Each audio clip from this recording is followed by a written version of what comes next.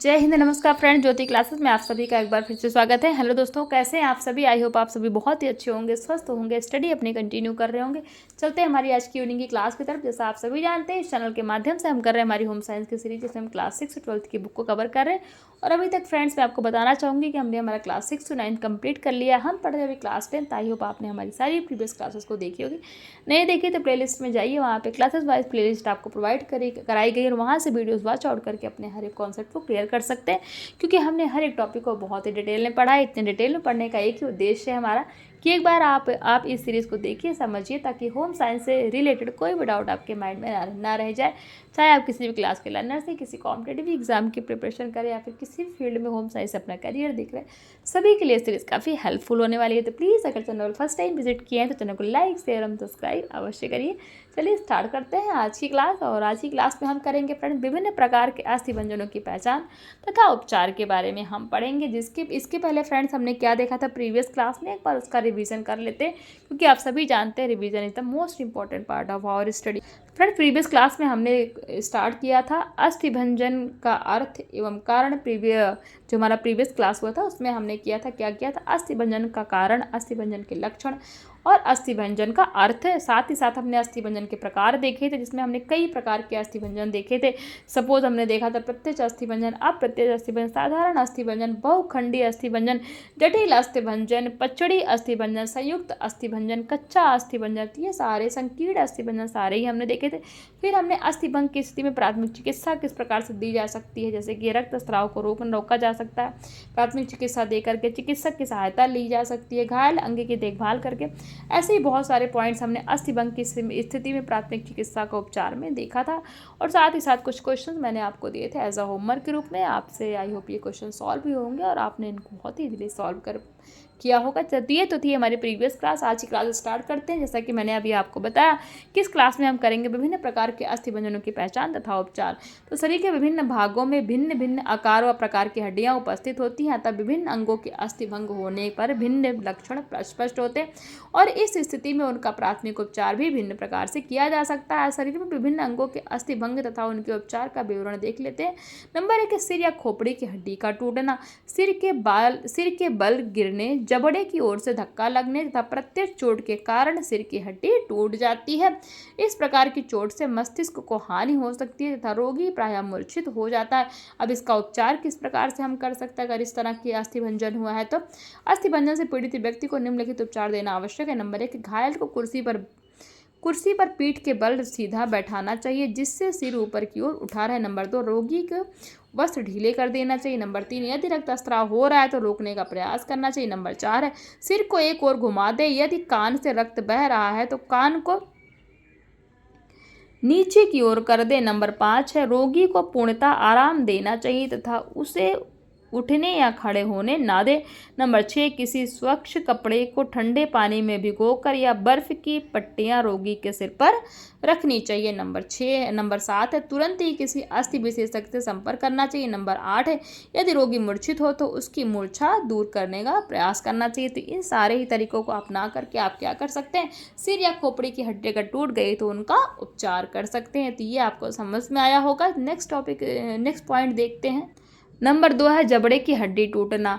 तो ठोड़ी के बल गिरने अथवा मार पड़ने के कारण जबड़े की हड्डी टूट जाती है। इस हड्डी के टूटने के निम्नलिखित लक्षण स्पष्ट होते हैं। नंबर 1 है इसमें प्रायः मुंह से रक्त आता है, यानी कि खून निकलता है, तथा साथ ही व्यक्ति को मुंह चलाने तथा बोलने में कष्ट होता है।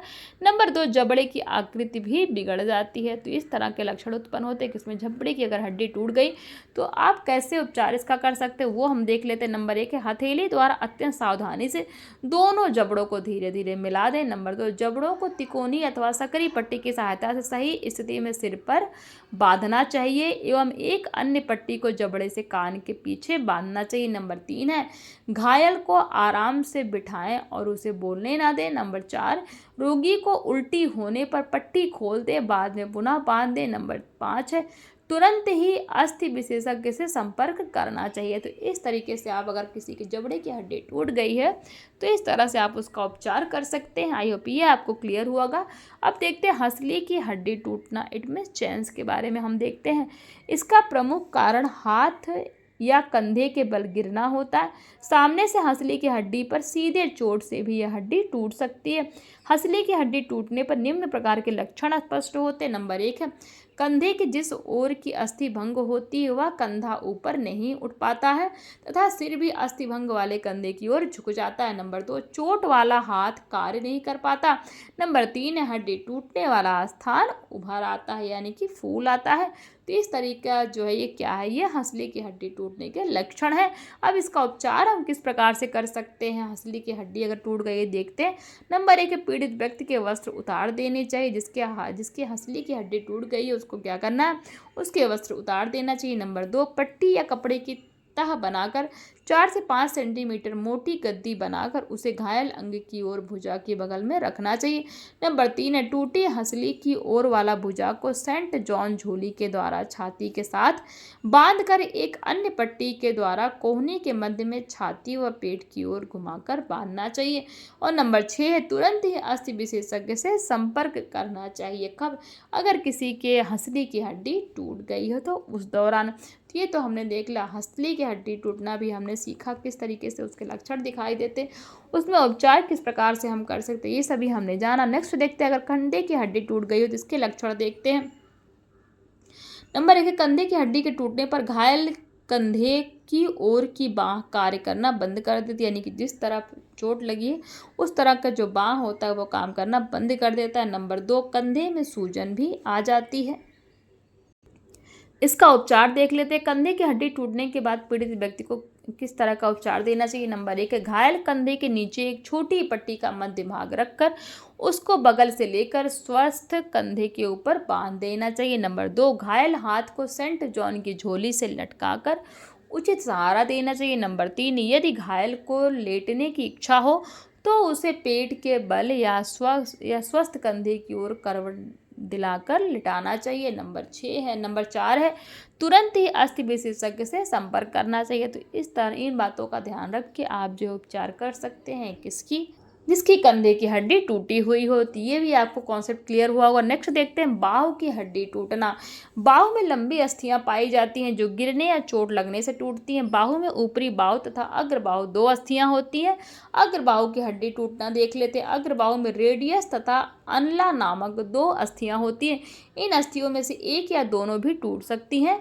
इन हड्डियों के टूटने पर निम्नलिखित प्राथमिक उपचार करना चाहिए। नंबर 1 है, 2 अलग अलग खपच्चियों और पट्टियों की सहायता से अग्र बाहु को सीधा बांध ले। नंबर 2, बाहु को हल्के से कोहनी से मोड़कर बड़ी झोली में बांध दे। नंबर 3 है, चोटिल व्यक्ति के बगल में कई अथवा कपड़े की गद्दी बनाकर रखनी चाहिए, इससे व्यक्ति को आराम मिलता है।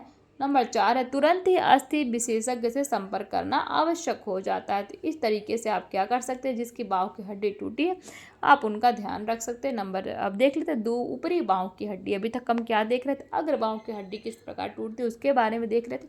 अब हम देखेंगे ऊपरी बाहु की हड्डी टूटना। तो ऊपरी बाहु में झुमरस नामक एक ही अस्थि पाई जाती। इस अस्थि के टूटने पर पीड़ा अत्यधिक होती है।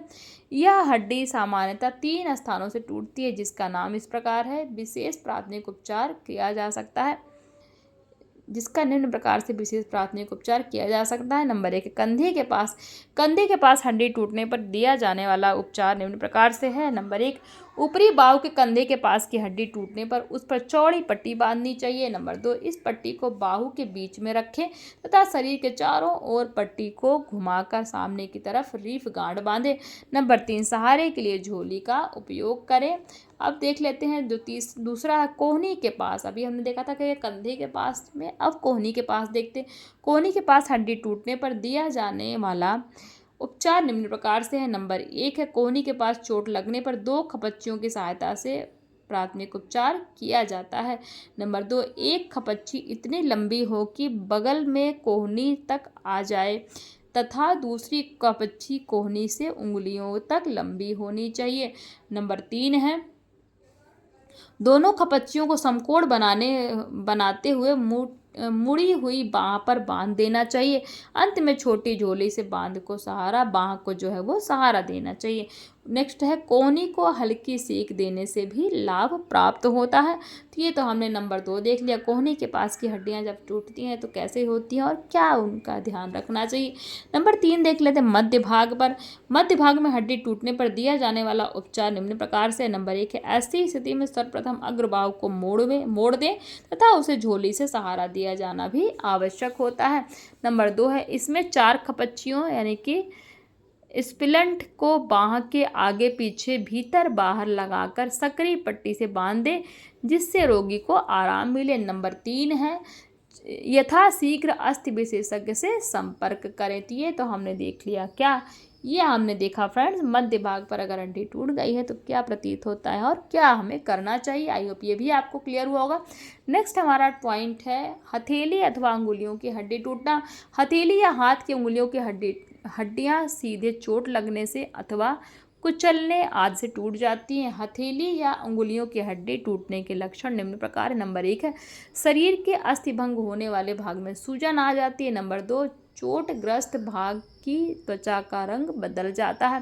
तो ये लक्षण दिखाई देते हैं किसमें, जिसकी हथेली अथवा उंगलियों की हड्डी टूट गई हो। इसका उपचार क्या कर सकते हैं। तो नंबर 1 है हथेली या उंगलियों की हड्डी टूटने पर चौड़ी खपच्चियों की सहायता से हथेली को चौरस फैलाकर उस पर तिकोनी पट्टी बांध देनी चाहिए। नंबर 2 है खपच्चियाँ तथा हथेली के बीच रुई की गद्दी लगाकर आरामदायक होता है, यानी कि जो रुई की गद्दी है वो लगाना आरामदायक होता है। नंबर 3 है सहारा देने के लिए उचित प्रकार की झोली बनानी चाहिए। नंबर 4 है तुरंत ही अस्थि विशेषज्ञ से संपर्क करना चाहिए किस स्थिति में, अगर किसी के हथेली अथवा उंगलियों की हड्डियां टूट गई हो। अब नेक्स्ट है पसली की हड्डी टूटना। तो छाती के बल गिरने से या पसलियों पर सीधे चोट लगने से पसली की हड्डी टूट जाती है। पसलियों का टूटना साधारण भंजन, जटिल, पचड़ी या संयुक्त अथवा अन्य किसी प्रकार का भी हो सकता है। तो पसली की हड्डी टूटने के निम्नलिखित लक्षण स्पष्ट होते हैं। नंबर 1 है पसलियों की अस्थि भंजन में चोटिल व्यक्ति को बहुत अधिक पीड़ा होती है। नंबर 2 शरीर को हिलाना डुलाना भी मुश्किल होता है तथा श्वास लेने में भी तकलीफ होती है। नंबर 3 है चोट के आसपास का स्थान दबा हुआ या उभरा हुआ दिखाई देता है। तो ये सारे लक्षण प्रतीत होते हैं किसके, जिनकी पसली की हड्डी टूटी हुई होती है। अब इन पर उपचार क्या कर सकते हैं वो भी देख लेते हैं।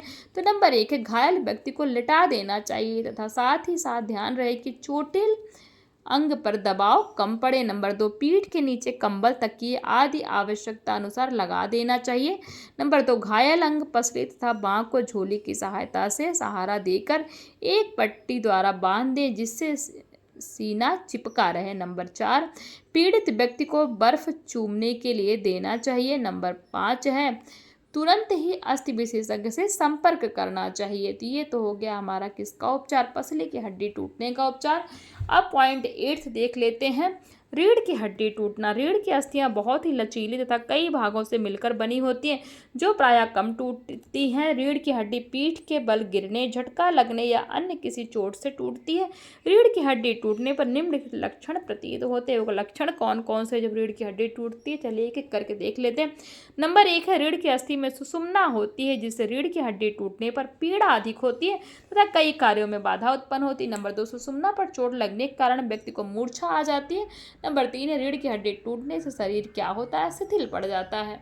अब इस स्थिति में उपचार क्या कर सकते हैं देख लेते हैं। नंबर 1 यदि व्यक्ति मूर्छित हो तो सबसे पहले चेतनावस्था में लाना चाहिए। नंबर 2 तत्पश्चात आराम से लिटा देना चाहिए। नंबर 3 घायल व्यक्ति के शरीर को गर्म रखना आवश्यक है, अतः उसे कंबल से ढकने के साथ साथ गर्म दूध या चाय पीने को देना चाहिए।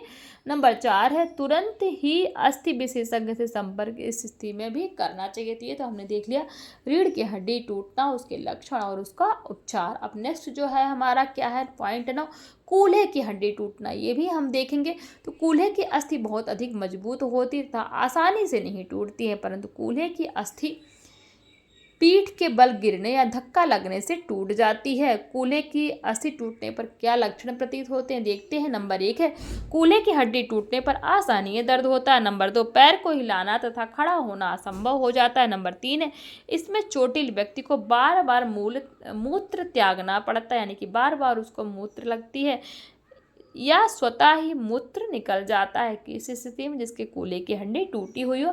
अब ये तो लक्षण देख लिया हमने, ठीक है। कूल्हे की हड्डी टूटने के लक्षण क्या प्रतीत होते हैं, अब इसका उपचार किस प्रकार से कर सकते हैं देखते हैं।